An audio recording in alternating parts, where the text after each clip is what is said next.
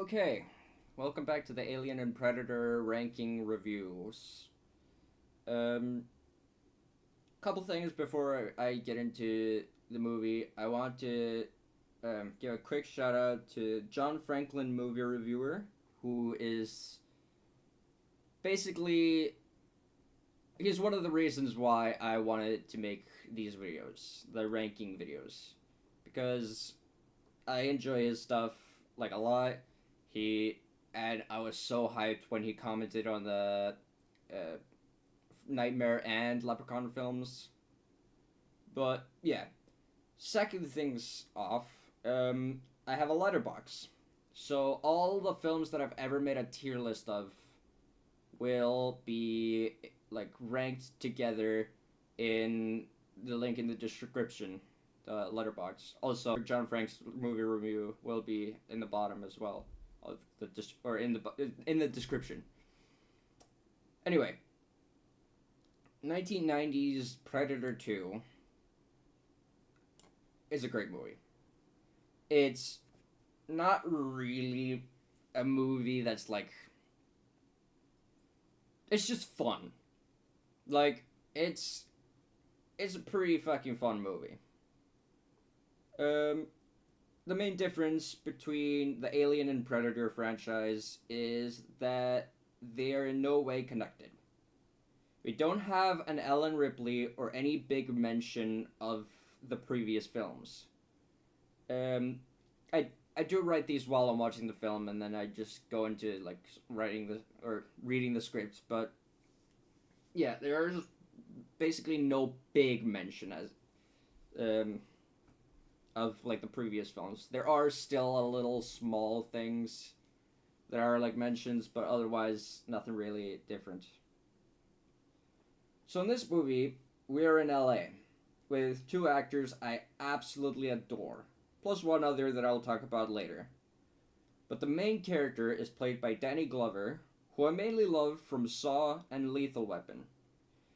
He always plays an old cop who's getting too old for this shit.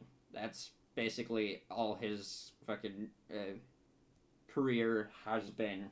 I don't know if he still is doing acting or anything. But the other one, Gary Busey, is interesting since the only movie I genuinely love him in is The Ginger Dead Man, where he's a killer gingerbread man.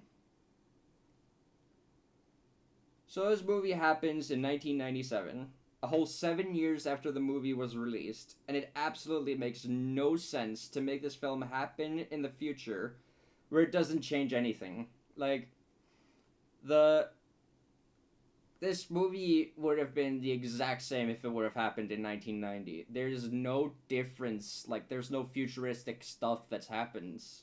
It's just 97 for no reason.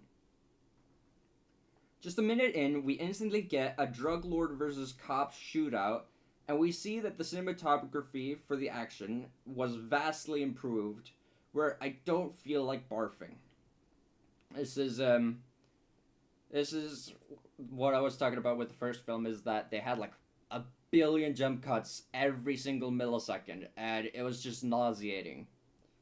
Well, this one actually has like shots that stay longer than half a millisecond. Because the Predator is known to the audience, he instantly gets into killing by blowing up the drug lords. Um, this I don't really have to go even further into this outside of the script, but I still think it's a little weird because like Predator is looking for like a fight, and if he just blows everyone up, everyone dies obviously. Um, Almost 11 minutes in, Danny Glover aims at the Predator, and the Predator realizes the movie just started, so instead of killing him, he just leaves. Danny Glover has a gun. Like, that's the whole thing about the Predator, is he attacks people that are armed. That's why he didn't attack the lady from the Anna from the first film. That's why he doesn't attack the kid in the later in this film. Like, but with Danny Glover, he just says like, "Oh shit, we're 11 minutes in. Fuck, I'm out of here."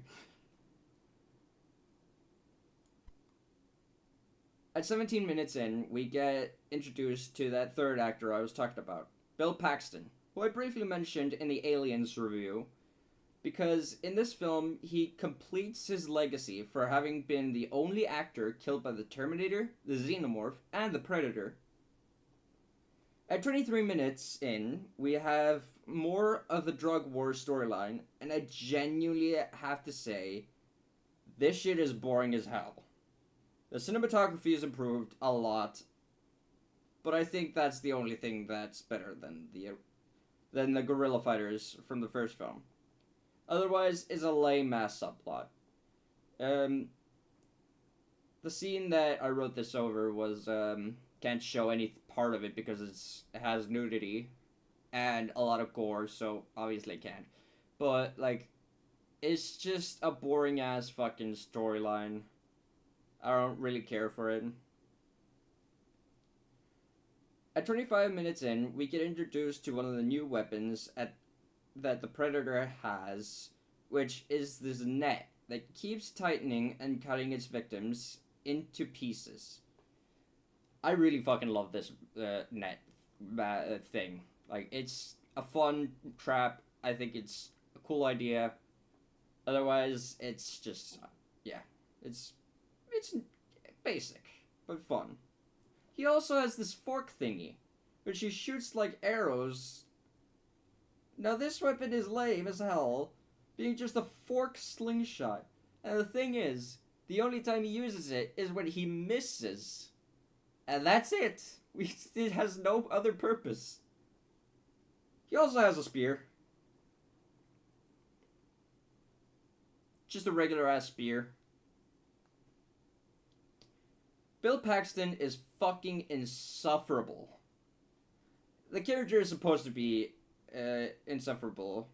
But God, even with that in mind, he still ruins a lot of the film. He basically sexually harasses the like female main character. He's just annoying.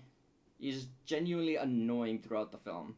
At 58 minutes, we get the iconic scene that finishes the Bill Paxton trio of death, which is the whole like Alien, Predator, and Terminator, which doesn't really live. The late Bill Paxton now is infamous for being the main, or the only guy who has been killed by those three. An hour and 3 minutes, we get a chase sequence of Danny in a car and Predator on the roof, which is such a lame way for them to meet for the first time.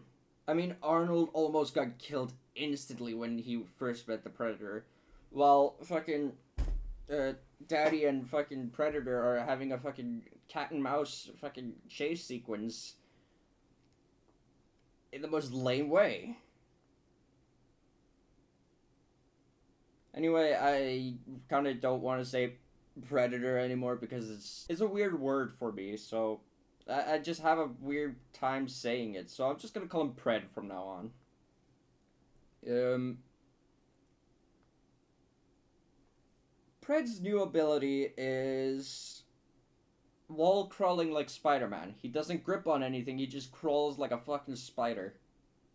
An hour and 6 minutes, we get our first mention of the other film.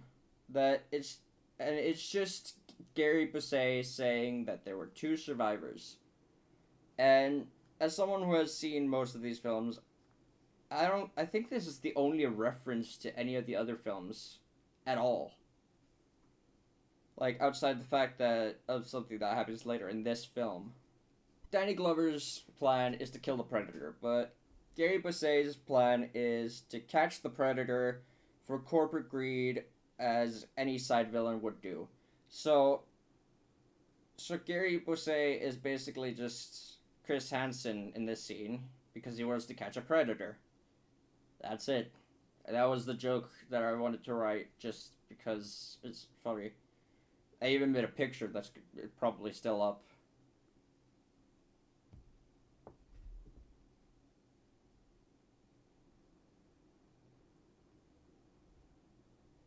At an hour and 17 minutes, the first big battle between Danny and Pred starts, and it's stupid as all fuck. Danny destroys the shoulder turret, and Pred pulls out a new weapon, the wrist blades, that he shoots at Danny, who survives because of the bulletproof vest. This shit sounds like fan fiction. Like, I'm pretty sure bulletproof vests are made for, like, alien weaponry, and I'm pretty sure alien weaponry is probably stronger than a fucking bulletproof vest. But fuck it. The battle ends with Danny pinned against the wall, pulls a shotgun out of fucking nowhere, and blasts the Predator with 28 fucking rounds. It makes no sense. I don't remember if this was in the last film, but Pred's dreads are actually like an oxygen filter or something. I don't know, man. I'm just a dumbass doing this at like 2 a.m. And when I say I'm doing this at 2 a.m., I wrote the script at 2 a.m. because I couldn't sleep. Pred pulls out another new toy, which is literally just Kung Lao's hat as a frisbee. That's it. Yeah. I can't really go anywhere from that. At an hour and 31 minutes, we get to see what Pred's spaceship looks like. And is it just me, or does this look like the moment in Alien where Guy McGee is revealed to be alive? If you don't know what I'm talking about, here are the two pictures, and you'll get what I'm talking about if you've seen the movie or the other video. At an hour and 33 minutes, we get our first sign of the AVP movies with a xenomorph skull on that little, like, trophy racket thing with other skulls that I don't know if they're, like, based on anything. A final battle is nothing special, with it just being the same thing we've been watching the last 20 minutes. All in all, this movie has a lot of problems, but I had a lot of fun watching it. It only took like 2 sessions to try to finish this movie. The others, even the ones that I love, took 4 or 5 sessions. But yeah. Next up is a cube of Alien. So, here we are. 1992's Alien Cubic, otherwise known as Alien 3, but I like to call it Alien Cubic, is a tiny bit better than the first one. Nothing much more. Now, this is my second time seeing this film, and boy golly, have I been dreading this one. So already, they do something new with the opening credits, with showing the chestburster doing its thing in between each credit, making the 4-minute opening bearable. I'm looking at you, 1979's Alien. So this film is co-produced by Sigourney Weaver, who, as we know, plays Ripley. In this movie, Ripley goes to a man-infiltrated prison planet called Fiorina. I probably butchered that, I do not care. Fury 161, who we deal with the fact that Newt is in the ship, landing on a planet filled with only convicted felons. Well, they're dead. Alright, can I go now? In this movie, Ripley is pregnant with a xenomorph, which we'll get further on, go deeper into later. So, when the inmates learn about Ripley being on this planet, they literally just say no. What the fuck do they mean? She crash landed on a planet with no escape, and y'all are like, send her back to where she came from. I absolutely hate the fact that the first chestburster scene is on a fucking dog, making the whole xenomorph look doofy as hell. The autopsy scene on Newt is so fucking bland, building up suspense that goes absolutely fucking nowhere. Like, it like, kind of teases us, oh, maybe she has a chestburster. No, she doesn't. But yeah, the reason why it took so fucking long to make this video is because this movie is chock full of fucking absolutely nothing. And here comes why I say this movie is better than the first one. I will say that it has more of a flow than the first film. And when I say flow, I mean like the story wise. Like it doesn't stop to like add more shit to the story and then just nothing. Right after that, the crematorium of New is going on with fuck, I forgot his name. I always think of him as Discount Morpheus from Matrix. Like saying like prayers and stuff. While the dog chestburster scene is happening, and it's mostly nothing. At 26 minutes in, we get the new Ripley look. Because of the lice problem established earlier, now Ripley is shaven. This has nothing to do with the plot at any moment. It just is. Since Ripley is on a planet full of convicted felons, she's weirdly, like, openly naked more than she's ever been in the entire franchise, which is fucking insane. Also, another big problem I have with this film is, the fact that the movie wants the audience to like the characters when they say multiple times that they are murderers, and more. Also, here's something else that is completely unnecessary. They added, and I quote, some sort of apocalyptic millenarian Christian fundamentalist religion. Does this have anything thing to do with the plot? Absolutely fucking not. The music in this movie is genuinely cartoony, feeling like something straight out of fucking Hanna-Barbera cartoons. A lot of the suspenseful moments felt more like something that Scooby-Doo would be fucking running away from the villains in the background. The effects in this movie are absolutely horrible. I forgot to write down more about the other things, so I'm just gonna talk about them now. Are these moments of like CGI fucking xenomorph that looks even awful, even for the standards of the time. Like, this movie looks awful. Bishop shows up at like 40 minutes in, and he looks like he's made out of Play-Doh. Then Ripley almost gets Why? Because we need Discount Morpheus to have a moment to make us like him, even though he said this last time we saw him. Yo, you don't want to know me, lady. I'm a murderer and of women. At 45 minutes in, we get our third Xenomorph kill, and all of them are off-screen, making these cool-ass kills super lame. At 47 minutes in, Bishop tells Ripley and the audience that there was an alien on board, which we've known since the fucking beginning. Like, the movie is almost halfway done, and we already, we've known that there's an alien on the board where they literally came from. Like, otherwise this movie wouldn't happen.